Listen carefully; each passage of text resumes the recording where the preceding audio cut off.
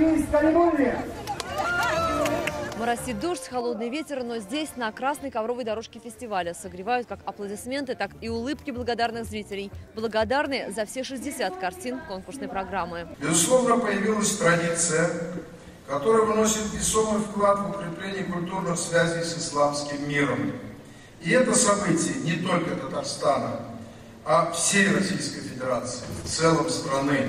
На уровне выступили Иран, Турция, Египет. Отличился и Татарстан. Короткий метр республики поднялся на принципиально новый уровень. В их числе и работа «Представь» нашего режиссера Ильшата Рахимбая. Картина получила приз президента Татарстана за гуманизм в киноискусстве. «Представь» — это, так скажем, фильм о взаимоотношениях двух священнослужителей, именно муллы и священника, которые живут в соседних деревнях, здесь, в Татарстане. Фильм рассказывает, кто же они друг к другу, почему у них такие сложные отношения и какая у них была предыстория. Богатый урожай наград разыграли на ура. В новой номинации жюри пресса победу одержала картина российского режиссера «Форсаж». В России останется статуэтка и за лучший сценарий. Здесь лучшим стал фильм «Амун».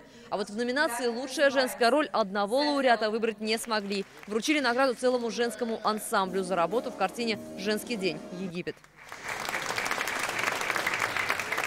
Отдельная благодарность и специальная номинация от группы стратегического видения России «Исламский мир» достался режиссеру фильма «Ласточки любви». Совместное производство Бельгия-Марокко. А вот лучший фильм фестиваля, по словам жюри, выбрали единогласно. У нас были споры по другим фильмам, но здесь все были сразу единогласны, что лучшим фильмом мы признали фильм турецкого режиссера Мустафы Кара «Холод Каландара».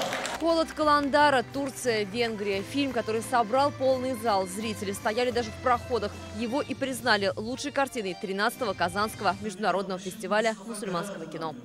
Александр Севастьянов, Марат Зайдуллин, ТНВ, Казань.